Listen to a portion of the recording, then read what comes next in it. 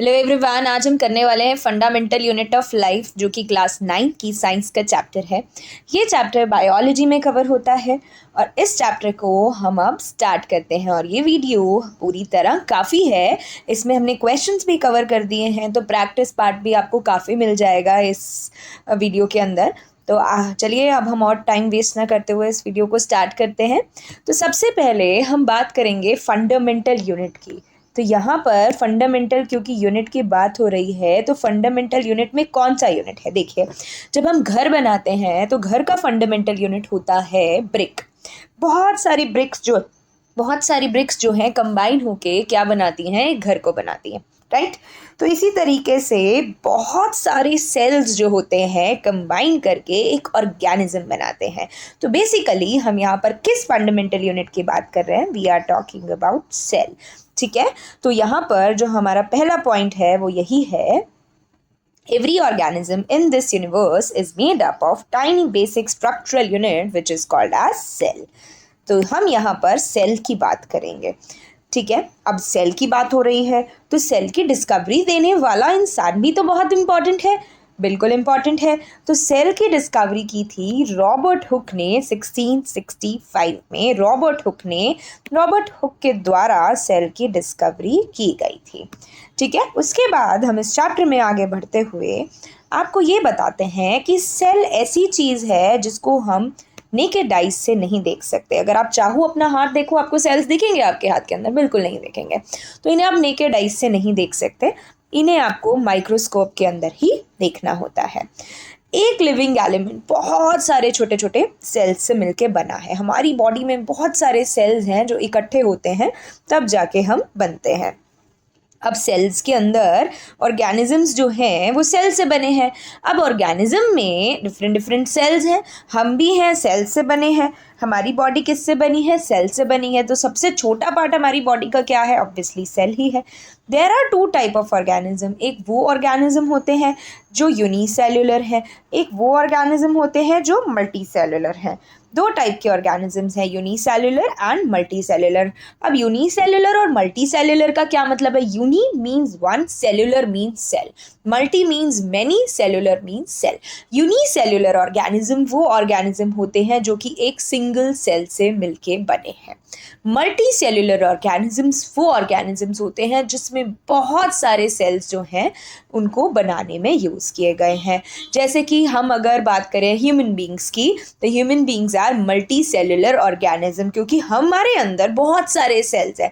जैसे हमारे अंदर बहुत सारे ऑर्गन्स हैं, हर ऑर्गन एक स्पेसिफिक फंक्शन परफॉर्म करता है, इसी तरीके से हर एक सेल एक स्पेसिफिक फंक्शन जो है परफॉर्म करता है। Every cell has a specific function. Human being का एग्जाम्पल हो गया मल्टी सेल्युलर में, और यूनिसेल्युलर में अमीबा, पैरामीशियम, बैक्टीरिया, ये क्या हो गई? Unicellular organism. अब आता है क्वेश्चन, कहता है हम बोलें अगर how multicellular organism come from single cell, कि मल्टी सेल्युलर ऑर्गेनिज्म असल में यूनिसेल्युलर से ही बने हैं, यानी कि एक ही सेल से बने हैं मल्टी सेल्युलर ऑर्गेनिज्म। तो ये सही है आपके अकॉर्डिंग? यहाँ पे हमें जस्टिफाई करने को बोला है कि how multicellular organism comes from a single cell. Yes, it is right. बहुत जो मल्टी सेल्युलर ऑर्गेनिज्म है जिनमें बहुत सारे सेल्स हैं, एक्चुअली वो एक ही सेल से बने हैं। उन्हीं सेल को तोड़ के, because of the division of cells, हम यहाँ पे क्या है बात कर रहे हैं? डिवीजन ऑफ सेल की, कि सेल्स जो हैं डिवाइड होते हैं और अपने जैसे और बहुत सारे सेल्स बनवाते हैं। तो हम कहेंगे सारे के सारे जो सेल्स होते हैं वो प्री एग्जिस्टिंग सेल से ही मिलके बने होते हैं। प्री एग्जिस्टिंग सेल से मिलके बने हैं सारे के सारे सेल्स, जो कि पहले से सेल्स हैं उन्हीं से ही मिलके और सेल्स जो हैं बने हैं, ठीक है। आगे बढ़ते हैं हम इस चैप्टर के अंदर। इस चैप्टर में आगे बढ़ते हुए हमारे पास आता है नेम्स ऑफ साइंटिस्ट। अब साइंटिस्ट का नेम भी इम्पॉर्टेंट है। साइंटिस्ट का नेम इम्पॉर्टेंट क्यों है? क्योंकि ऑब्वियसली हमें साइंटिस्ट का नेम तो पढ़ना ही है, क्योंकि हमें अगर रॉबर्ट हुक इम्पॉर्टेंट है जिसने सेल दिया है, तो बाकी सारे साइंटिस्ट जिसने सेल के और पार्ट दिए हैं वो भी इम्पॉर्टेंट है। तो ये वाला लर्न आपको करने ही है साइंटिस्ट के नेम, क्योंकि एग्जाम में डायरेक्टली पूछे जा सकते हैं नेम ऑफ द साइंटिस्ट। तो अब हम स्टार्ट करते हैं। सबसे पहले सेल्स की discovery was given by Robert Hooke 1665 में। फ्री लिविंग सेल जो कि अकेले खुद ही पॉन्ड वाटर में पाए गए, ल्यूवेन हुक। उसके बाद आता है सेल का एक बहुत इम्पॉर्टेंट पार्ट होता है, सेल का बहुत इंपॉर्टेंट पार्ट होता है, जिसे हम न्यूक्लियस ऑफ दी सेल कहते हैं, जो कि ब्रेन ऑफ दी सेल होता है, जिसको हम न्यूक्लियस का नाम देते हैं, जहाँ पे बहुत सारी सेलुलर एक्टिविटी कंडक्ट होती हैं। तो उसको डिस्कवर किया था रॉबर्ट ब्राउन ने। उसके बाद आता है हमारे पास cytoplasm. Cytoplasm was discovered by Purkinje. Theory, cell theory यानी कि सेल की जो थियरी है, सेल पे और भी बहुत सारा काम किया था स्लेडन एंड श्वान ने। उसके बाद उसको फर्दर एक्सपैंड किया था वर्चो ने। तो ये थे साइंटिस्ट के name which you have to learn. इसी के साथ हम इस चैप्टर में आगे बढ़ रहे हैं और अब हमारे पास आएगा onion peel experiment. Onion peel experiment which is given in your NCERT text book. इस एक्सपेरिमेंट के अंदर होता क्या है? आपके घर पे अनियन तो सबके घरों पे ही होता है, हम लोग यूज़ करते हैं अनियन, ठीक है। अनियन के ऊपर ना एक लेयर होती है, ट्रांसपेरेंट सा लेयर होता है, जो कि अनियन की स्किन होती है, जिसे हम एपिडर्मिस कहते हैं। अनियन का पील, जिसे हम एपिडर्मिस कहते हैं, ये कहते हैं पील ऑफ अनियन। उसके ऊपर हमने सैफरन इन सॉल्यूशन लैब में होता है हमारे पास सैफरन इन सॉल्यूशन, थोड़ा सा हमने अनियन पील पे डाल दिया, सर थोड़ा सा रेडिश से कलर का होता है सैफरन इन सॉल्यूशन, हमने वो क्या किया, उस पील पे डाल दिया। अब किसी चीज़ में तो लोगे उस पील को हाथ में लेके, तो उस पर सैफरन हम डालेंगे नहीं, है ना। तो हमने उसे एक स्लाइड पे लिया। स्लाइड वो होती है जिसमें हम इस तरीके की टेस्टिंग करते हैं बायोलॉजी लैब में। कई बार हम खून का सैंपल, ब्लड सैंपल देने जाते हैं ना लैब में, तो भैया भी हमारा जो ब्लड सैंपल है एक स्लाइड पे ही डालते हैं और उसके बाद माइक्रोस्कोप के अंदर उसे एग्जामिन किया जाता है। तो वही हमने यहाँ पे किया। हमने यहाँ पर क्या किया, हमने अनियन पील को एक स्लाइड के ऊपर रखा और उस पर सैफरन इन सॉल्यूशन ऐड किया। उसके बाद हमने उसे कवर स्लिप से कवर कर दिया। अब यहाँ पर कवर स्लिप से हमने उसे कवर क्यों किया? ताकि उसमें कोई एयर बबल्स ना आए। उसके बाद हमने उसे हाई पावर कंपाउंड माइक्रोस्कोप में ऑब्जर्व किया। हाई पावर कंपाउंड माइक्रोस्कोप हमने ऑब्जर्व किया तो हमने अनियन पील के सेल्स ऑब्जर्व करने हैं बेसिकली वहाँ पे। और हमने यहाँ पे देखा कि जो अनियन पील के सेल्स थे वो कुछ इस तरीके से थे। अब इस तरीके के अगर आपको स्ट्रक्चर को देखोगे तो आपको लगेगा जैसे हनी कॉम लाइक स्ट्रक्चर है। हनी कॉम्स लाइक स्ट्रक्चर मतलब जो आपका हनी बी जिस टाइप का, उसका हनी बी का वो जो होता है छत्ता होता है, उस टाइप का स्ट्रक्चर था, ठीक है। तो यहाँ पर ये था हमारा सेल वॉल, बाहर की जो दीवार थी सेल की। अंदर दीवार के अंदर जो कटिन था उसको वो है सेल मेम्ब्रेन। एक छोटा सा ऐसा सा पार्ट देखा गया जो कि बिल्कुल सेंटर में सिचुएटेड था, वो था nucleus, discovered by Robert brown, ठीक है। उसके बाद यहाँ पे एक फ्लूइड टाइप, उसी मेम्ब्रेन के बाद एक यहाँ पे फ्लूइड लाइक मटेरियल पाया गया, वो था साइटोप्लाज्म। और यहाँ पे खाली स्पेस था इतना सारा, वो था वैक्यूल। तो इस तरीके से सेल का हमने एनालिसिस किया, जो कि कौन था हमारे पास यहाँ पे अनियन पील के अंदर जो सेल्स थे, हमने उसका एनालिसिस किया। तो अब यहाँ पे हमें इतना तो पता है, cell wall, cell membrane, nucleus, cytoplasm, ऐसी कुछ चीज़ें सेल में पाई जाती हैं। अब फर्दर इनको हम पढ़ेंगे कि ये सब चीज़ें क्या होती हैं। Plasma membrane outermost layer होती है एनिमल सेल की, ठीक है। Outermost layer of the animal cell is known as plasma membrane, ठीक है। अब यहाँ पर जैसे कि हमारे घर का गेट है, इस तरीके से हम बात करें प्लाज्मा मेम्ब्रेन की, और मैं यहाँ बात कर रही हूँ एनिमल सेल की। देखिए प्लांट और एनिमल सेल में डिफरेंस होता है बेटा। तो यहाँ पर वी आर प्लाज्मा मेम्ब्रेन के केस में we are talking about animal cell, और प्लाज्मा मेम्ब्रेन को we are comparing it with a gate, क्योंकि गेट पर हम सबको गेट से एंट्री और एग्जिट अलाउ नहीं करते हैं, हम कुछ सिलेक्टेड लोगों को ही हमारे घर में ऐसे आने देते हैं, किसी को भी नहीं आने देंगे। तो प्लाज्मा मेम्ब्रेन का भी वही काम है। एक तो बाहर की जो हमारी ये लेयर है, ये डिसाइड करेगी कि शेप क्या होगा सेल का। मैकेनिकल, क्योंकि बाहरी लेयर है तो कितना मैकेनिकल सपोर्ट होगा, प्रोवाइड्स मैकेनिकल सपोर्ट, इसकी वजह से हमें मैकेनिकल सपोर्ट, सेल को हमारे मैकेनिकल सपोर्ट मिलेगा।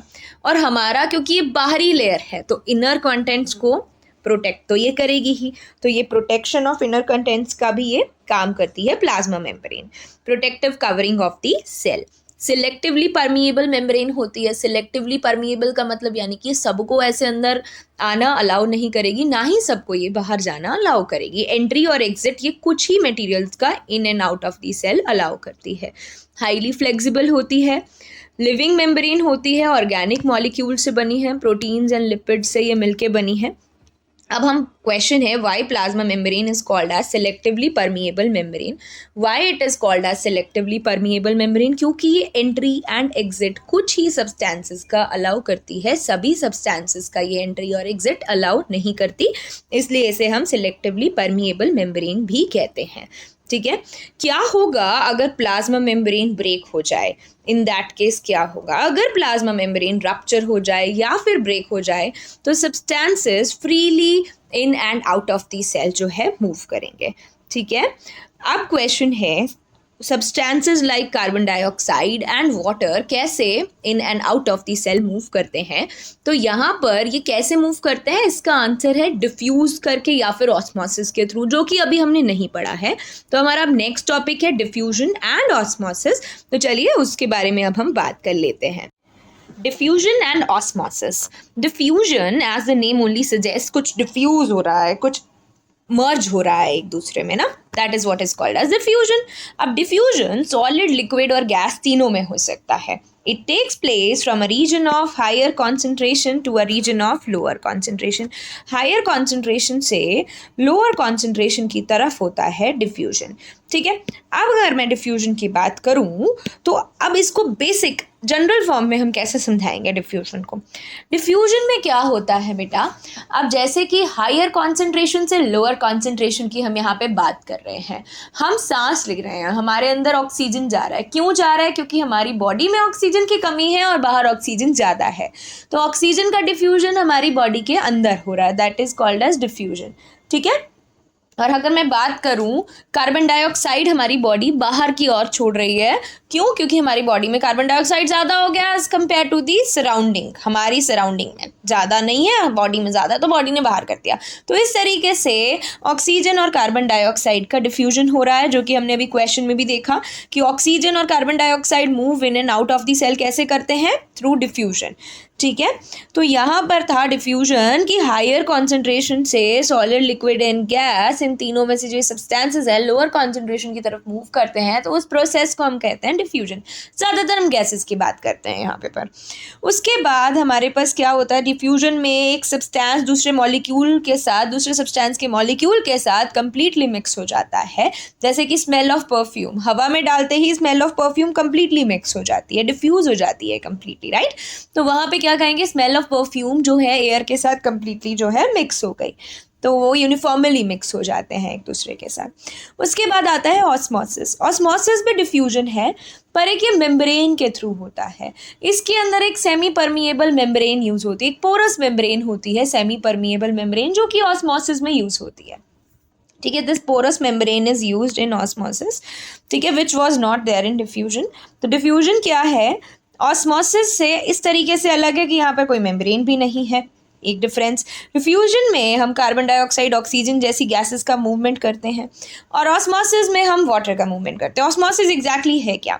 अगर हम रेजिन्स को, किशमिश को ओवरनाइट पानी में भिगो के रख देंगे तो वो क्या हो जाएगी, फूल जाएगी, स्वेल हो जाएगी, वो ऑस्मोसिस के थ्रू होता है। अगर हम बाहर से फ्लावर्स बाय करके आए हैं तो हम उसे आते ही पानी में रखते हैं, क्यों? ताकि वो अच्छे से हो जाए, दोबारा से ठीक हो जाए, that is called as osmosis. अचार बनता है, वो भी क्या है, ऑस्मोसिस का प्रोसेस है। अब ये सब कुछ क्या हो रहा है, एक्चुअली ऑस्मोसिस में सॉल्यूट जहाँ पे ज़्यादा है वहाँ पर सॉल्वेंट की मूवमेंट होती है। सॉल्वेंट यहाँ पे पानी ही है, सॉल्यूट यहाँ पे जो भी हम पानी में सब्सटेंस ऐड करते हैं उसको सॉल्यूट कहते हैं। ठीक है, जो कम मात्रा में है, सॉल्वेंट वो होता है जो ज़्यादा मात्रा में होता है। अब जैसे पानी में नमक, नमक कम है तो नमक क्या है, सॉल्यूट। पानी में शुगर, शुगर कम है तो शुगर सॉल्यूट है, पानी सॉल्वेंट है। तो अगर मैं बात करूं रेजिन्स की, रेजिन्स जहाँ पे थिकनेस ज़्यादा होती है वहाँ सॉल्यूट ज़्यादा होता है। रेजिन के अंदर थिकनेस ज़्यादा है, पानी के अंदर थिकनेस कम है, यानी कि पानी में सॉल्यूट कम है और रेजिन्स के अंदर सॉल्यूट ज़्यादा है। तो अब पानी कहाँ मूव करेगा, हायर कॉन्सेंट्रेशन की तरफ। हायर कॉन्सेंट्रेशन से मतलब ही यही होता है कि जहाँ पर सॉल्यूट ज़्यादा है पानी वहाँ मूव करेगा। तो पानी कहाँ मूव कर गया, पानी रेजिन्स के यानी कि किशमिश के अंदर मूव कर गया। किशमिश के अंदर पानी चला गया तो किशमिश वहाँ पे क्या हो गई, स्वेल हो गई। किशमिश स्वेल हो गई तो हम कहेंगे कि वहाँ पर मूवमेंट इस तरीके से हुआ वाटर का कि जो है हमारी रेजिन स्वेल हो गई, that is called as osmosis. ठीक है, तो तो ये था ऑस्मोसिस। आई होप ऑस्मोसिस आप लोगों को क्लियर हो गया होगा। तो ऑस्मोसिस के अंदर हम 3 टाइप के सॉल्यूशंस के बारे में बात करते हैं basically, hypertonic, hypotonic and isotonic solution. Hypotonic and isotonic solutions, इनके बारे में हम बात करते हैं। ऑस्मोसिस के दौरान 3 कंडीशंस हो सकती हैं। एक हायर वाटर कॉन्सेंट्रेशन, हमने जिसको सेल को, जो हम सेल यूज़ कर रहे हैं ऑस्मोसिस के लिए, हमने उस सेल को किस में डाल दिया है, हमने higher water concentration then a cell in surrounding medium, हमने ऐसी कॉन्सेंट्रेशन में डाला है, सराउंडिंग में सेल के पानी की कॉन्सेंट्रेशन ज़्यादा है। सराउंडिंग में पानी की कॉन्सेंट्रेशन ज़्यादा है यानी कि सॉल्वेंट की कॉन्सेंट्रेशन ज़्यादा है, तो यानी कि सॉल्यूट की कॉन्सेंट्रेशन कम है। सराउंडिंग में सॉल्यूट की कॉन्सेंट्रेशन कम है क्योंकि सॉल्वेंट की कॉन्सेंट्रेशन ज़्यादा है। अगर सॉल्वेंट ज़्यादा होगा तो सॉल्यूट कम होगा। तो यानी कि मूवमेंट कहाँ होगा हमारा पानी का, inside the cell, inside the cell होगा मूवमेंट, तो उसे हम कहते हैं हाइपोटोनिक सॉल्यूशन, जिसमें सेल पानी गेन कर लेता है और स्वेल हो जाता है। ठीक है, और इस प्रोसेस को हम बच्चे एंडोस्मोसिस का नाम देते हैं। This process is known as endosmosis. ठीक है, अगर मैं बात करूं, हमने बाहरी जो पानी का कॉन्सेंट्रेशन है, अगर हम बात करें lower concentration of water then a cell in surrounding medium, बाहरी पानी का जो कॉन्सेंट्रेशन है वो कम है। ठीक है, higher concentration, higher water concentration की बात कर रहे हैं हम यहाँ पे, सॉल्यूट की कॉन्सेंट्रेशन की बात नहीं कर रहे, हम यहाँ मेंशन कर रहे हैं कॉन्सेंट्रेशन ऑफ वाटर। अगर हम यहाँ कुछ भी मेंशन नहीं करते तो हम वहाँ पे मान लेते कि वो क्या था, हमारा सॉल्यूट का कॉन्सेंट्रेशन था, पर हम यहाँ मेंशन कर रहे हैं कि हम किसके बारे में बात कर रहे हैं, we are talking about higher concentration of water. तो अगर बाहर को वाटर का कॉन्सेंट्रेशन कम है यानी कि बाहर सॉल्यूट का कॉन्सेंट्रेशन ज़्यादा है, तो उस केस में आपका जो सेल से पानी है वो निकल के बाहर आ जाएगा। अगर मैं मैंगोज़ को डाल दूँ सॉल्टी वाटर में, सॉल्टी वाटर में सॉल्यूट ज़्यादा है नॉर्मल पानी के कंपैरिजन में, अगर मैं नमक डाल दूँ पानी के अंदर तो पानी थिक हो गया यानी कि पानी में सॉल्यूट ज़्यादा हो गया। तो अब जो पानी उसके अंदर है, मैंगो के अंदर, वो पानी बाहर आ जाएगा, आपके मैंगो श्रिंक हो जाएंगे। तो यहाँ पर हम कहेंगे जो सॉल्यूशन है वो हाइपरटोनिक सॉल्यूशन है। सेल यहाँ पे पानी लूज कर देता है, इसे हम कहते हैं सेल प्लाज्मोलाइज्ड हो गया, और इस प्रोसेस को कहते हैं exosmosis. This process is called as exosmosis. अगर मैं बात करूँ कि अंदर पानी के अंदर जितना सॉल्यूट है उतना ही सेल में सॉल्यूट है, यानी कि कॉन्सेंट्रेशन सेम है, inside and outside the concentration is same, तो वहाँ पर कोई चेंज नहीं होगा सेल के साइज में, it will remain normal. This solution is called as isotonic solution. इस सॉल्यूशन को हम किस सॉल्यूशन का नाम, इस सॉल्यूशन को नाम देते हैं आइसोटोनिक सॉल्यूशन। ऑस्मोसिस एक स्पेशल काइंड का डिफ्यूजन ही है, पर यहाँ प्लाज्मा मेम्ब्रेन के थ्रू होता है, ये डिफ्यूजन प्लाज्मा मेम्ब्रेन के थ्रू होता है, और ये किस पे डिपेंड करता है, कितना सॉल्यूट, कितना सब्सटेंस हमने पानी में डिसॉल्व करके रखा। अब हम बात करते हैं एंडोसाइटोसिस की। एंडोसाइटोसिस वो प्रोसेस होता है जिसके थ्रू अमीबा अपना फूड लेता है, एनगल्फ करता है। देखो यहाँ पे फूड पार्टिकल है, अमीबा ने एकदम से आया और पकड़ लिया फूड पार्टिकल और एकदम से उसकी बॉडी के अंदर चला गया, एनगल्फ हो गया। This is called as engulf. ठीक है, फूड वैक्यूल होती है अमीबा के अंदर जहाँ पे फूड एब्जॉर्ब कर लेता है, एनगल्फ कर लेता है amoeba, and this process is called as endocytosis, जिससे अमीबा अपना फूड लेता है।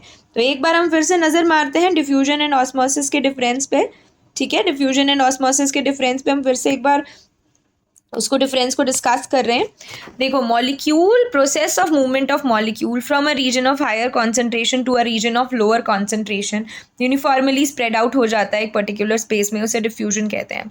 ऑस्मोसिस क्या है, from a region of higher concentration to a region of lower concentration through a semi permeable membrane. ये सेमी परमिएबल मेम्ब्रेन नहीं था diffusion में। डिफ्यूजन सॉलिड, लिक्विड और गैस तीनों में यूज होता है, ऑस्मोसिस सिर्फ लिक्विड में ही देखा जाता है। एक्सचेंज गैसेस जैसे कार्बन डाइऑक्साइड, ऑक्सीजन जैसे गैसेस का एक्सटर्नल एनवायरनमेंट में एक्सचेंज हो जाता है डिफ्यूजन के थ्रू, और ऑस्मोसिस में वाटर का एब्जॉर्प्शन होता है प्लांट सेल में, तो that is called as osmosis. अब हम आगे बढ़ते हैं इस चैप्टर में।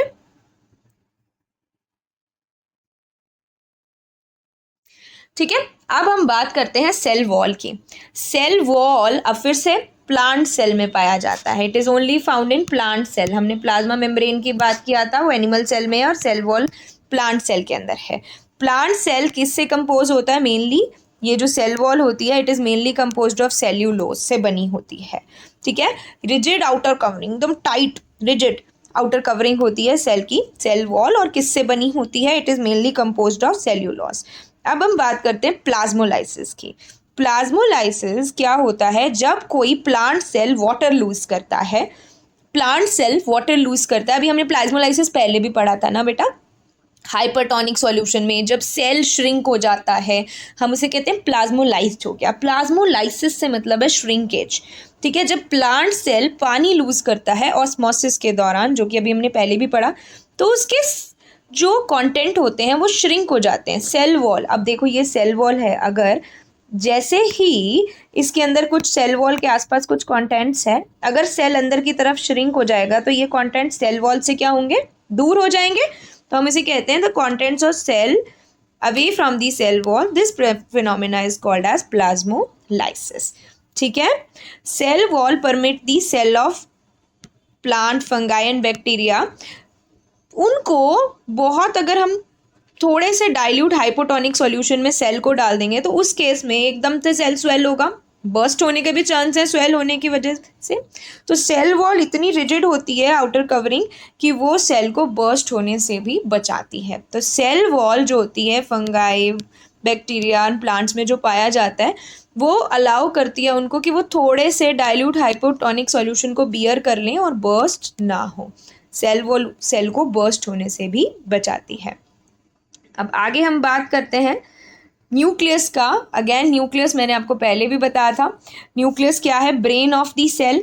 ब्रेन ऑफ द सेल, जहाँ पर सेल का सारा प्रोसेसिंग यूनिट होता है सेल का, वो क्या होता है? न्यूक्लियस ही होता है। The processing unit of the cell is nucleus only.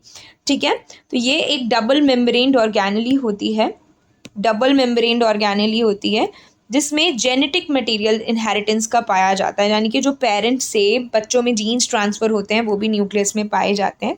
Double membrane structure होता है, इसके दो मेम्ब्रेन्स होते हैं न्यूक्लियस में।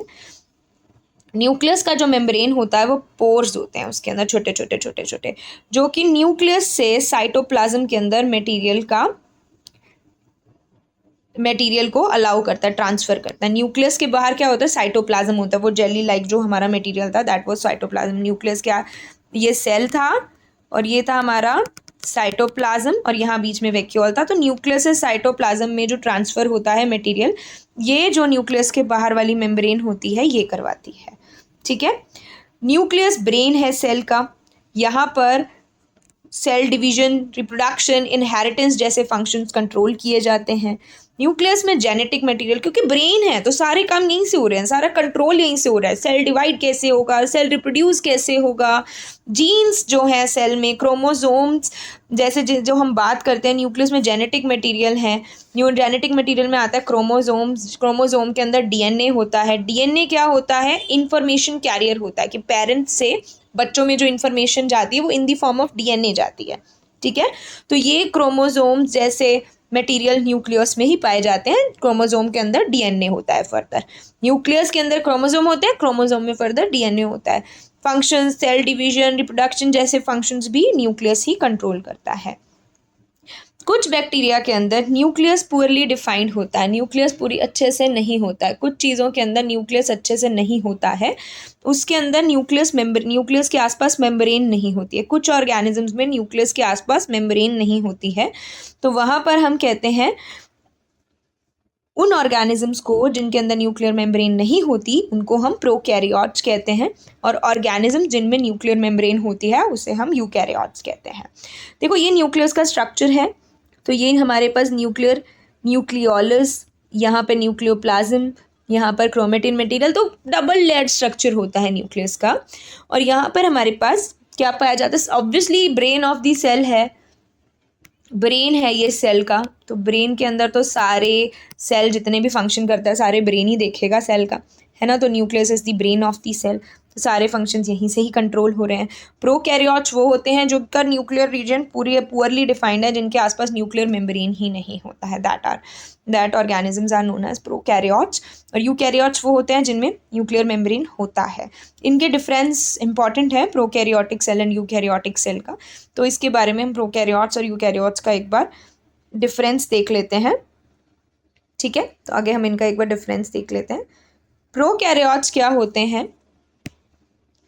Small and simple, obviously small and simple ही होंगे क्योंकि इसके अंदर न्यूक्लियर रीजन भी ठीक से डिफाइन है। लार्ज एंड मोर कॉम्प्लेक्स, इनमें लैक न्यूक्लियस, इसके अंदर हमारे पास कंटेन न्यूक्लियस, तो यहाँ पे आएगा न्यूक्लियर मेम्ब्रेन, यहाँ पे आएगा lack nuclear membrane, not nucleus, इसे न्यूक्लियर मेम्ब्रेन कर लीजिए, न्यूक्लियर मेम्ब्रेन। इसमें कुछ पर्टिकुलर ऑर्गेनेल्स होती हैं जिनके बारे में भी हम बात करेंगे, तो वो प्रोकैरियोट्स में कुछ नहीं होती हैं और इनमें ऑर्गेनेल्स होती हैं। प्रोकैरियोट्स सिंगल सेल्ड होते हैं और यूकैरियोट्स मल्टी सेलुलर होते हैं। ठीक है, तो ये कुछ डिफरेंस थे प्रोकैरियोटिक और यूकैरियोटिक सेल्स का। दोनों में डीएनए होता है, दोनों में राइबोसोम्स होता है, दोनों में साइटोप्लाज्म होता है और दोनों में प्लाज्मा मेम्ब्रेन भी होता है। ठीक है, तो इस चैप्टर में आगे बढ़ते हुए आगे है हमारे पास साइटोप्लाज्म। तो मैंने आपको पहले भी बताया था फ्लूइड होता है साइटोप्लाज्म। कहाँ पाया जाता है? Inside the plasma membrane. Plasma membrane के यहाँ मेम्ब्रेन होती है, यहाँ ये फ्लूइड पाया जाता है जिसे हम साइटोप्लाज्म का नाम देते हैं।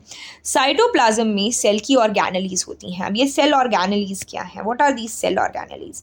जो पर्टिकुलर ऑर्गेनेलीज सेल का एक पर्टिकुलर फंक्शन ही परफॉर्म करती है।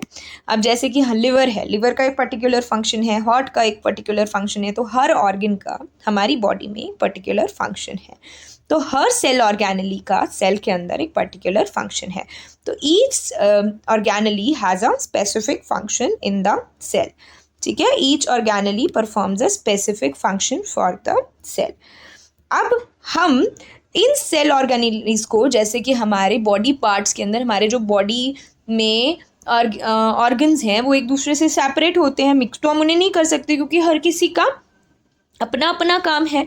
तो यहाँ पर हम उन्हें सेपरेट रखते हैं मेम्ब्रेन ब्राउन स्ट्रक्चर्स, मतलब हर सेल का फंक्शन को, मतलब डिफरेंट एक्टिविटी को हमें सेपरेट रखने के लिए हम डिफरेंट सेल ऑर्गेनेलीज का यूज़ करते हैं। जैसे लिवर सेपरेट रखा जाता है, हार्ट सेपरेट रखा जाता है, तो डिफरेंट है ना, क्योंकि इनके फंक्शन, तो ये डिफरेंट ऑर्गन्स हैं।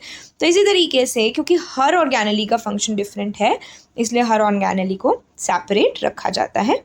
ये endoplasmic reticulum, Golgi apparatus, lysosome, mitochondria, plastids, ये क्या सारी क्या हैं? हमारी सेल ऑर्गेनेलीज। अब सबसे पहले हम फर्स्ट सेल ऑर्गेनेली की बात करते हैं जो कि है endoplasmic reticulum. Endoplasmic reticulum, endoplasmic reticulum दो टाइप के हैं, स्मूथ एंडोप्लाज्मिक रेटिकुलम और rough endoplasmic reticulum. Smooth and rough, as the name only suggest कि स्मूथ एंडोप्लाज्मिक रेटिकुलम और रफ एंडोप्लाज्मिक रेटिकुलम में फ़र्क क्या होगा। Rough endoplasmic reticulum of course थोड़ा सा रफ होगा। तो सबसे पहले हम बात कर लेते हैं कि इनका काम क्या है। एंडोप्लाज्मिक रेटिकुलम का ये ट्रांसपोर्टेशन के काम में आते हैं। ट्रांसपोर्टेशन फूड मटेरियल का, वाटर का, मिनरल्स का बॉडी में लिविंग ऑर्गेनिज्म की एंडोप्लाज्मिक रेटिकुलम से ही होता है। यानी कि हम इसका नाम देंगे ट्रांसपोर्टेशन ऑफ फूड मटेरियल में एंडोप्लाज्मिक रेटिकुलम हेल्प करता है। Transportation of food material. उसके बाद ये बहुत ही ज़्यादा इम्पॉर्टेंट साइट है for making lipids and protein. Lipids and protein यहाँ बनता है।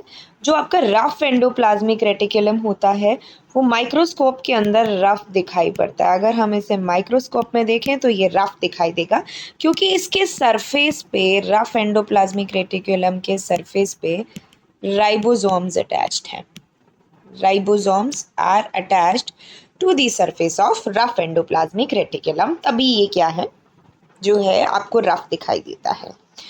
सारे एक्टिव सेल्स में जो राइबोसोम्स प्रेजेंट होते हैं जो कि प्रोटीन मैन्युफैक्चर का साइट है, तो वो जो होते हैं प्रोटीन मैन्युफैक्चर करते हैं। और वो प्रोटीन, क्योंकि इसका काम ट्रांसपोर्टेशन का है, ये वाला जो प्रोटीन मैन्युफैक्चर यहाँ राइबोसोम में हो रहा है, तो ये वाला प्रोटीन जो मैन्युफैक्चर होगा डिफरेंट डिफरेंट सेल के प्लेसेस पे वो किससे होगा, एंडोप्लाज्मिक रेटिकुलम से। तो ट्रांसपोर्टेशन ऑफ फूड हो गया, जो प्रोटीन मैन्युफैक्चर करने का काम है वो एंडोप्लाज्मिक रेटिकुलम ही कर रहा है।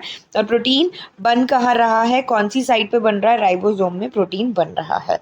Smooth endoplasmic reticulum on the other side fat molecules, lipids और इम्पॉर्टेंट सेल फंक्शन के लिए काम किया जाता है, यूज़ किया जाता है। बेसिकली मैन्युफैक्चर यूज़ मतलब इसका काम भी मैन्युफैक्चर का ही है, ट्रांसपोर्टेशन का ही है, क्योंकि एंडोप्लाज्मिक रेटिकुलम बना ही ट्रांसपोर्टेशन के लिए है। तो smooth endoplasmic reticulum transportation of fat molecules, lipids और इम्पॉर्टेंट जो कि सेल फंक्शन के लिए इम्पॉर्टेंट है, ये सब स्मूथ एंडोप्लाज्मिक रेटिकुलम का काम है। अब यहाँ पर कुछ प्रोटीन और लिपिड्स सेल मेम्ब्रेन बनाने के काम आते हैं। यहाँ पर ये जो स्मूथ एंडोप्लाज्मिक रेटिकुलम ने food lipids and fats transfer किए, उनमें से कुछ जो लिपिड्स हैं और जो प्रोटीन यहाँ पर मैन्युफैक्चर हुआ वो वाले में से कुछ प्रोटीन सेल मेम्ब्रेन, जो कि मेम्ब्रेन थी सेल की, हमने देखा था बाहरी मेम्ब्रेन जो थी उसको बनाने में काम आते हैं। और इस प्रोसेस को हम कहते हैं मेम्ब्रेन बायोजेनेसिस। और स्मूथ एंडोप्लाज्मिक रेटिकुलम का एक और काम होता है बॉडी से पॉइजन को डिटॉक्सिफाई करना। Smooth endoplasmic reticulum play a crucial role in detoxifying many poisons as well. तो फिर से रिपीट करते हैं, एंडोप्लाज्मिक रेटिकुलम दो टाइप के होते हैं, smooth and rough. Basically endoplasmic reticulum का क्या काम है, एंडोप्लाज्मिक रेटिकुलम का काम है ट्रांसपोर्टेशन ऑफ फूड। ठीक है, ये ट्रांसपोर्टेशन प्रोसेस में काम आता है, ट्रांसपोर्टेशन फूड का, फूड मटेरियल का, वाटर का, मिनरल्स का, लिविंग बॉडी के और लिविंग ऑर्गेनिज्म के अंदर ट्रांसपोर्टेशन के काम में ये आता है। इम्पॉर्टेंट साइट है किसके लिए, लिपिड्स एंड अदर प्रोटीन के लिए। अगर हम रफ एंडोप्लाज्मिक रेटिकुलम की बात करें तो वो रफ दिखाई पड़ता है माइक्रोस्कोप के अंदर, क्यों, क्योंकि उसके सरफेस पे राइबोसोम्स अटैच्ड हैं। राइबोसोम साइट होती है प्रोटीन मैन्युफैक्चर की। अगर आपसे कोई पूछे राइबोसोम किस काम आता है तो they are the sites of protein manufacture. जो वहाँ का मैन्युफैक्चर प्रोटीन है अगेन ट्रांसपोर्टेशन के लिए तो एंडोप्लाज्मिक रेटिकुलम है। तो वहाँ का जो प्रोटीन है वो कहाँ ट्रांसफ़र, किससे ट्रांसफ़र होता है, पूरी बॉडी में, पूरे सेल के अंदर यूजिंग एंडोप्लाज्मिक रेटिकुलम। तो वहाँ पर अगर हम बात करें स्मूथ एंडोप्लाज्मिक रेटिकुलम की, ये काम आता है फैट मॉलिक्यूल्स, लिपिड के मैन्युफैक्चर में। और कुछ lipids and protein cell membrane को बनाने के लिए यूज़ किया जाता है, उसको हम कहते हैं membrane biogenesis. Smooth endoplasmic reticulum detoxify हमारी बॉडी से पॉइजन को भी करता है। तो this was all about smooth endoplasmic reticulum. तो हम अब नेक्स्ट सेल ऑर्गेनेली पे चलते हैं। इसके साथ साथ अब हम बात करने वाले हैं गोल्गी एपरेटस की। गोल्गी एपरेटस अगेन एक इम्पॉर्टेंट सेल ऑर्गेनेली है। तो इसका काम क्या है, देखो सबसे पहले तो ये मेम्ब्रेन बाउंड वेसिकल्स का सिस्टम होता है। Golgi apparatus membrane bound vesicles का मतलब क्या होगा, देखो इस तरीके से वेसिकल्स गोल्गी एपरेटस में अरेंज्ड होते हैं इन द फॉर्म ऑफ स्टैक्स। इनको हम कहते हैं सिस्टेंस, ठीक है, इन द फॉर्म ऑफ सिस्टेंस। तो इस तरीके से गोल्गी एपरेटस जो होता है बनता है। मटेरियल जो कि एंडोप्लाज्मिक रेटिकुलम में सिंथेसाइज किया गया था, जो कि एंडोप्लाज्मिक रेटिकुलम में मटेरियल सिंथेसाइज, एंडोप्लाज्मिक रेटिकुलम के आसपास मटेरियल जो सिंथेसाइज किया गया है उसको पैक किया जाता है। और उसको पैक करने के बाद डिस्पैच किया जाता है एक पर्टिकुलर टारगेट्स में inside and outside the cell through Golgi apparatus. ये कुरियर की तरह काम करता है, ठीक है।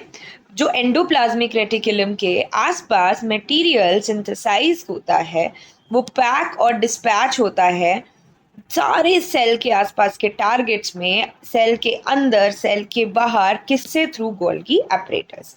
इसके फंक्शंस में है storage, modification, packaging of product. Store भी करता है ये, जैसे कुरियर सर्विस वाले करते हैं, एक कुरियर को स्टोर करते हैं, उसमें अगर कुछ ऊपर कुछ कम ज़्यादा लिखा होता है तो उसको ठीक से करके और पैक करके प्रोडक्ट्स को डिस्पैच करते हैं। तो सेम वही काम है गोल्गी एपरेटस का। कुछ केसेस में कॉम्प्लेक्स शुगर भी सिंपल शुगर से बनाई जा सकती है गोल्गी एपरेटस के अंदर। कॉम्प्लेक्स शुगर जो होती है वो सिंपल शुगर जो हमारे पास हो गई उससे हम शुगर जो है कॉम्प्लेक्स फॉर्म ऑफ शुगर बना सकते हैं बाय यूजिंग गोल्गी एपरेटस कुछ केसेस के अंदर। बेसिकली इसका काम है storage modification and packaging of product, storage modification and packaging of products. ठीक है, तो ये था गोल्गी एपरेटस।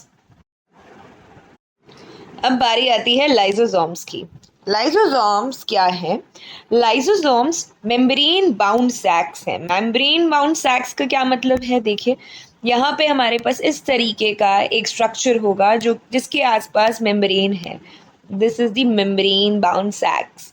ठीक है, इनके अंदर कौन से एंजाइम हैं? They contain digestive enzyme. Lysosomes contains digestive enzymes. Digestive enzymes होते हैं और ये जो एंजाइम्स होते हैं ये बनते हैं रफ एंडोप्लाज्मिक रेटिकुलम के अंदर। ये एंजाइम रफ एंडोप्लाज्मिक रेटिकुलम में बनते हैं। इनका लाइसोसोम का बेसिकली काम है क्लीनिंग का। ठीक है, सेल को क्लीन करने का। जितने भी फॉरेन मटेरियल हैं, टूटी फूटी चीज़ें हैं, सब लाइसोसोम जो है डाइजेस्ट कर लेता है। कोई भी फॉरेन मटेरियल है, कोई सेल ऑर्गेनली टूट गई है तो आके सब लाइसोसोम में डाइजेस्ट हो जाते हैं, सब साफ कर देते हैं। सफाई कर्मचारी है ये एक तरीके से। ठीक है, फॉरेन मटेरियल जो कि सेल में एंटर कर रहा है, बैक्टीरिया, फूड, कोई पुरानी ऑर्गेनली, सारे कहाँ एंड होते हैं? लाइसोसोम्स में आके। ठीक है, यहाँ पर ये क्या होता है? लाइसोसोम कॉम्प्लेक्स सब्सटेंसेस को सिंपलर सब्सटेंसेस में कन्वर्ट कर देता है। अब हमारे पास डैमेज, अगर लाइसोसोम डैमेज हो गया तो क्या होगा? अगर डैमेज हो गया तो वो खुद का ही सेल डाइजेस्ट कर लेगा। जो एंजाइम है उसके अंदर वो खुद का ही सेल डाइजेस्ट कर लेगा। ठीक है, लाइसोसोम में burst an enzyme digest their own cell. इस वजह से लाइसोसोम को सुसाइडल बैग भी कहा जाता है। इस वजह से लाइसोसोम को सुसाइडल बैग भी कहा जाता है, सुसाइड बैग कहा जाता है। And it is very important why lysosomes are known as suicide bags. तो लाइसोसोम क्या होता है, जब वो बर्स्ट हो जाएगा तो वो खुद का ही सेल एंजाइम जो होगा उसका खुद का ही सेल डाइजेस्ट कर लेगा। इस वजह से उसे सुसाइड बैग भी कहा जाता है। अब नेक्स्ट सेल ऑर्गेनेली पे चलते हैं, which is mitochondria. Mitochondria power house of the cell है। अगर कोई आपसे पूछे power house of the cell क्या है तो वो माइटोकॉन्ड्रिया है। जितनी भी केमिकल एक्टिविटीज़ के लिए हमें केमिकल एक्टिविटीज़ के लिए जितनी भी एनर्जी की ज़रूरत होती है सब माइटोकॉन्ड्रिया देता है। किसके फॉर्म में देता है? स्मॉल पैकेट्स ऑफ एनर्जी, जिसे हम एटीपी कहते हैं, energy currency. ATP is the energy currency. जैसे हमें पैसे की चाहिए होती है ना, ज़रूरत होती है, नोट की ज़रूरत होती है, जो हमारी करेंसी है उसकी ज़रूरत होती है किसी भी चीज़ के लिए, एनर्जी करेंसी, उसी से हम अपनी एनर्जी बाय करते हैं, वही हमारी एनर्जी है ना। तो इसी तरीके से माइटोकॉन्ड्रिया सेल के लिए एनर्जी रिलीज करता है in the form of ATP. Adenosine triphosphate इसका फुल फॉर्म है और ये एनर्जी करेंसी भी होता है। पावर हाउस तो ऑब्वियसली ये है क्योंकि एनर्जी सारी यहीं से जनरेट हो रही है, that is why it is known as power house of the cell. ठीक है, तो अब बॉडी जो है यूज करती है energy in the form of ATP for making new chemical compounds and for mechanical work. सारे जितने भी काम हैं उसके लिए बॉडी एनर्जी किसके फॉर्म में यूज कर रही है? एटीपी के फॉर्म में। लाइसोसोम्स के पास उनके खुद के डीएनए और राइबोसोम्स रहते हैं। ये क्वेश्चन आगे आएगा, खुद का डीएनए माइटोकॉन्ड्रिया के पास रहता है। ठीक है, माइटोकॉन्ड्रिया खुद के लिए कुछ प्रोटीन भी बना लेता है, खुद के लिए सम ऑफ देयर ओन प्रोटीन्स ये माइटोकॉन्ड्रिया जो है डेवलप कर लेता है। ये बेसिकली ये पावर हाउस है, एनर्जी रिलीज करता है सेल की बहुत सारी रिएक्शंस के लिए इन the form of adenosine triphosphate. ATP को एनर्जी करेंसी कहा गया है। ठीक है, तो ये था माइटोकॉन्ड्रिया। नेक्स्ट ऑर्गेनेली हमारे पास आ रही है प्लास्टिड्स। तो प्लास्टिड्स क्या हैं? प्लास्टिड सिर्फ प्लांट सेल में प्रेजेंट होते हैं। They are not present in the animal cell, they are only present in plant cell. Plastids are only present in plant cells. Plastids are of two types. One is chromoplast and another one is leucoplast. Chromoplast में colored pigment होता है, ठीक है, जो chlorophyll, जिसको chlorophyll के नाम से जाना जाता है। वो क्रोमोप्लास्ट जो कि क्लोरोफिल कंटेन करते हैं उन्हें हम कहते हैं क्लोरोप्लास्ट। वो क्रोमो मीन्स कलर्ड, ठीक है, और पिगमेंट कौन सा कंटेन कर रहे हैं? ये क्लोरोफिल कंटेन कर रहे हैं। ठीक है। और उस वाले हम क्रोमोप्लास्ट को क्लोरोप्लास्ट कहते हैं। क्लोरो मीन्स क्लोरोफिल वाला, क्लोरो हमने ले लिया, तो वो वाले क्रोमोप्लास्ट जो कि पिगमेंट कंटेन कर रहे हैं, क्लोरोफिल कंटेन कर रहे हैं, उसको हम क्या कहते हैं? क्लोरोप्लास्ट कहते हैं। क्लोरोप्लास्ट फोटोसिंथेसिस के लिए इंपॉर्टेंट है। फोटोसिंथेसिस वो प्रोसेस होती है जिससे प्लांट अपना फूड जनरेट करते हैं, ठीक है। क्लोरोप्लास्ट बहुत से येलो और ऑरेंज पिगमेंट कंटेन करते हैं in addition to chlorophyll. Chloroplast में बहुत से येलो और ऑरेंज पिगमेंट हैं इन एडिशन टू क्लोरोफिल। उसके बाद आ जाते हैं हमारे पास ल्यूकोप्लास्ट पे। ल्यूकोप्लास्ट ये ऑर्गेनेलीज होती हैं जिनके अंदर स्टार्च, ऑयल, प्रोटीन ग्रैन्यूल्स जो हैं स्टोर होते हैं। ल्यूकोप्लास्ट एक ऐसी ऑर्गेनेलीज होती हैं जिसमें starch, oil, protein granules store होते हैं, ठीक है। जैसे कि माइटोकॉन्ड्रिया में था कि माइटोकॉन्ड्रिया के पास खुद के डीएनए थे, इसी तरीके से माइटोकॉन्ड्रिया के बाद ये हमारे पास प्लास्टिड है जिसके अंदर खुद का डीएनए भी है, ठीक है। इसके पास भी खुद का डीएनए है। तो ये क्वेश्चन आगे आएगा, कौन सी ऑर्गेनेलीज हैं जिनके पास अपना डीएनए है? तो प्लास्टिड्स एंड माइटोकॉन्ड्रिया, ठीक है। आगे बढ़ते हैं हम इस चैप्टर के अंदर, नेक्स्ट टॉपिक देखते हैं। Next topic is vacuoles. Vacuoles जो होते हैं हमारे पास स्टोरेज सैक्स होते हैं for solid and liquid content, यानी कि यहाँ पर सॉलिड और लिक्विड कंटेंट आके स्टोर होता है। ये वैक्यूल्स जो होते हैं एनिमल सेल में स्मॉल होते हैं और प्लांट सेल में लार्ज होते हैं। देखो अभी हमने पढ़ते पढ़ते ही दो डिफरेंस देख लिए एनिमल और प्लांट सेल के। प्लास्टिड था, प्लास्टिड प्लांट सेल में होता है, एनिमल सेल में होता ही नहीं। एनिमल सेल के अंदर वैक्यूल जो होता है वो स्मॉल होता है as compare to plant cell. तो दो डिफरेंस तो हमारे सामने सामने ही है, तो डिफरेंस पूछा जाता है तभी मैं इस पर फोकस कर रही हूँ। तो वैक्यूल जो है एनिमल सेल में स्मॉल साइज का होता है, प्लांट सेल में लार्ज वैक्यूल्स पाए जाते हैं। इनफैक्ट जो सेंट्रल वैक्यूल होता है प्लांट सेल का वो इतना बड़ा होता है कि वो 50 to 90% टोटल सेल वॉल्यूम का ऑक्यूपाई कर लेता है, ठीक है। वो 50 to 90% सेल वॉल्यूम का जो है ऑक्यूपाई कर लेता है। हमारे पास क्या है प्लांट सेल्स के अंदर? प्लांट सेल के अंदर वैक्यूल्स जो है टर्बिडिटी एंड रिजिडिटी सेल को प्रोवाइड करते हैं। वैक्यूल प्लांट सेल में क्या काम करता है? प्लांट सेल के अंदर वैक्यूल टर्बिडिटी, रिजिडिटी सेल को स्ट्रेंथ जो है वैक्यूल प्रोवाइड करता है। ऑब्वियसली इतना सारा जगह भी लेके बैठा है तो स्ट्रेंथ तो उसे देनी पड़ेगी, कुछ तो देना ही पड़ेगा प्लांट सेल को, ठीक है। Many substances, amino acid, sugar, protein, बहुत सारे ऑर्गेनिक एसिड्स जो हैं वैक्यूल में ही आके स्टोर होते हैं क्योंकि ये स्टोरेज का काम ही करता है सॉलिड और लिक्विड कंटेंट का। तो बहुत से amino acid, sugar, protein, organic acid आके वैक्यूल में जो है स्टोर हो जाते हैं। चलिए अब हम थोड़े से क्वेश्चंस देख लेते हैं इस चैप्टर के। तो अब आता है प्रैक्टिस पार्ट। हमें सबसे पहले बताना है name two organelles that we have studied which contain their own genetic material.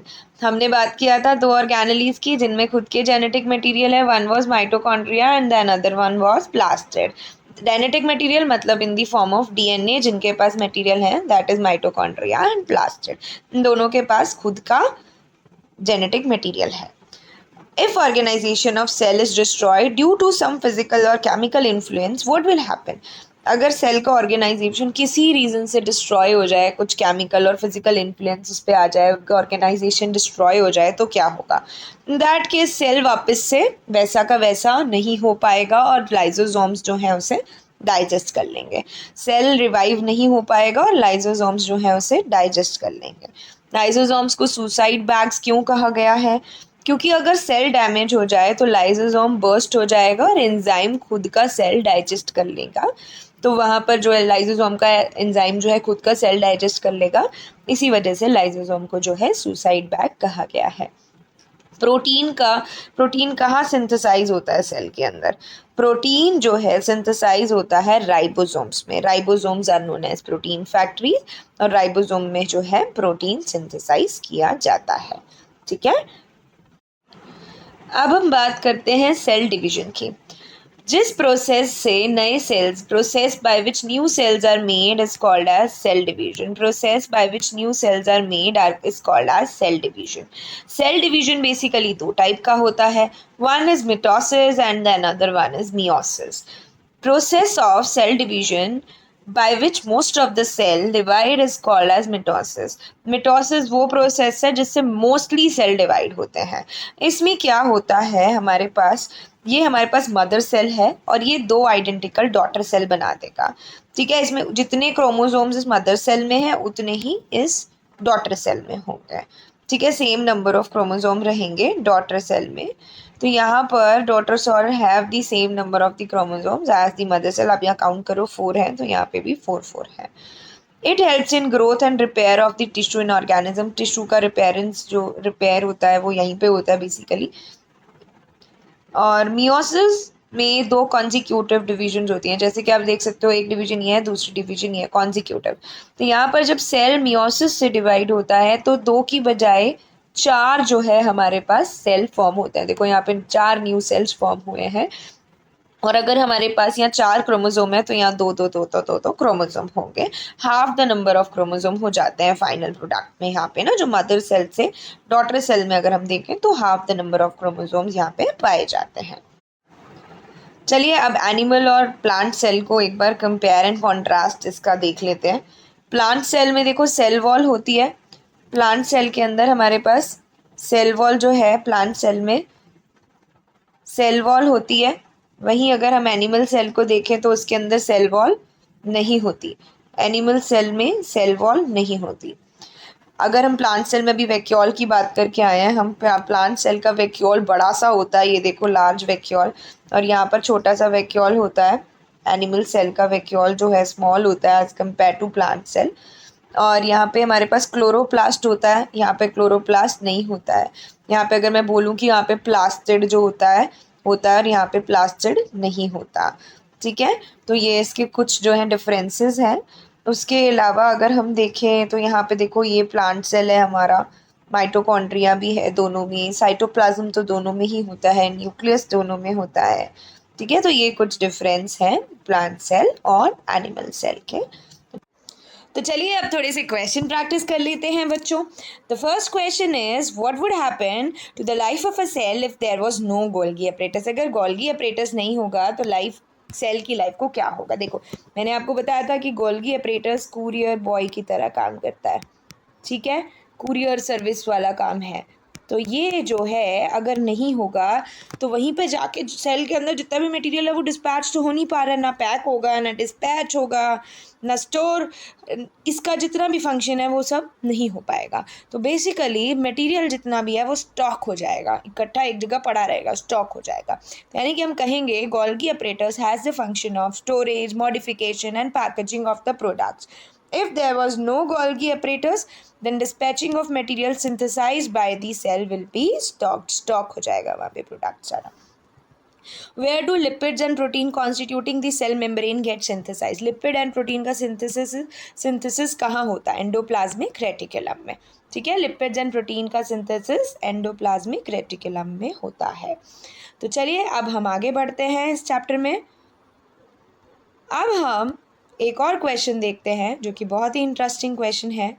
And this question is again a very interesting question.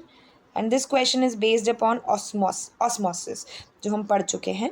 तो क्वेश्चन है, हमने यहाँ पे पोटैटो ले लिया. ठीक है, 4 हमने पोटैटोज लिए और चारों पोटैटो के अंदर से स्कूप निकाल दिया. स्कूप मतलब जैसे आइसक्रीम वाले भैया आइसक्रीम का स्कूप निकाल के देते हैं ना, ऐसे हमने आए पोटैटो का स्कूप निकाल लिया और पोटैटो को अंदर से होलो कर दिया. पोटैटो ए होलो है, पोटैटो बी भी होलो है, पोटैटो सी भी होलो है, पोटैटो डी भी होलो है. पर हमने ए में कुछ भी नहीं डाला. बी में हमने शुगर डाली है. We have added sugar to cup B. हम यहाँ पे शुगर ऐड कर रहे हैं. कप सी के अंदर हम क्या ऐड कर रहे हैं? We are adding salt. Cup D boiled potato है. ये है boiled potato. Boiled potato. Boiled potato के अंदर भी हम क्या डाल रहे हैं? 1 टीस्पून ऑफ शुगर. ठीक है, बॉइल्ड पोटैटो में भी हम क्या डाल रहे हैं? We are adding sugar. अब देखना क्या है, हमने इन सबको रख दिया पानी में. इनमें क्या चेंज आता है? कप ए में तो हमने कुछ भी नहीं डाला, कप ए में तो obviously no change will come, ठीक है। तो कप ए तो आपको क्लियर ही होगा। तो लिया क्यों था हमने ये कप सिर्फ रेफरेंस के लिए लिया गया था, कंपैरिजन के लिए। पर आप देखेंगे कि कप बी और सी दोनों में वाटर गैदर हो गया, इन दोनों के अंदर वाटर गैदर हो गया, दोनों में अंदर की साइड यहाँ वाटर गैदर हो गया है। और डी कप में भी कोई आपको चेंज देखने को नहीं मिलेगा। देखिए बी और सी को आपने पानी में डाला, अब पानी वहाँ मूव करेगा जहाँ सॉल्यूट की कॉन्सेंट्रेशन ज़्यादा है एज पर ऑस्मोसिस। तो पानी कहाँ मूव करेगा? कप के अंदर, ठीक है। Water will move inside the cup. तो इस वजह से बी और सी के अंदर वाटर आपको देखने को मिला। वहीं कप अगर डी ले लें हम यहाँ पे, बॉइल्ड पोटैटो में ना जो सेल होते हैं ना वो डेड होते हैं, मरे हुए सेल होते हैं इसके अंदर। तो कोई चेंज आपको यहाँ भी देखने को नहीं मिलेगा। बॉइल्ड पोटैटो में भी आपको कोई चेंज देखने को नहीं मिल रहा है। कप डी क्योंकि बॉइल्ड है, सेल डेड हो चुके हैं, तो कोई चेंज नहीं है। कप बी और सी में वाटर गैदर हो गया ऑस्मोसिस की वजह से। सॉल्वेंट का फ्लो कहाँ हुआ? कप के अंदर। और कप ए हमने जस्ट कंपैरिजन के लिए लिया था। तो एक बार आंसर पढ़ भी लेते हैं। Water gathers in cup B and C because in both the situation there is difference in the concentration of water, hence osmosis takes place. Potato के जो सेल्स हैं वो सेमी परमिएबल मेम्ब्रेन की तरह एक्ट करते हैं। पोटैटो ए ज़रूरी था कंपैरिजन के लिए बेटा, potato A was needed for the comparison purposes.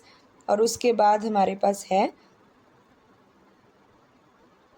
Water, आपको दिखेगा ए और डी में है नहीं कुछ भी, क्योंकि डी तो आपका वैसे ही सेल उसके डेड हो गए। कोई भी चीज़ अगर बॉयल होगी तो उसके सेल वहाँ पे डेड हो जाएंगे, वो कोई भी ऑस्मोसिस जैसा प्रोसेस नहीं शो करेगा, ठीक है।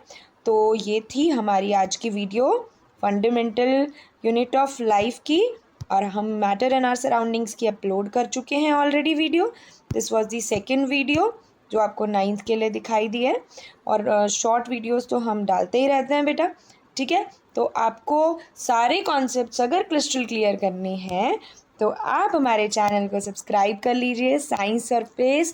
हम इंस्टाग्राम पर भी हैं, साइंस सरफेस 26 पे। तो आपको सारे आपके एग्ज़ाम रिलेटेड वीडियोस यहाँ पे मिलते रहेंगे, और इम्पॉर्टेंट क्वेश्चंस भी आपको इन वीडियोस में मिलेंगे जो कि जनरली एग्ज़ाम में पूछे जाते हैं। तो हमारे चैनल पर एक ही वीडियो सफिशेंट होती है।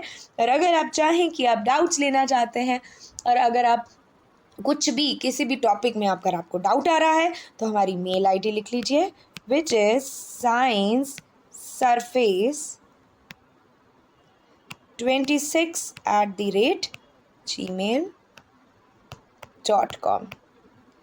Do write us on our email ID, ठीक है। sciencesurface26@gmail.com, यहाँ पर आप हमें लिख के बता सकते हैं आपको हमारी वीडियोस कैसी लगी।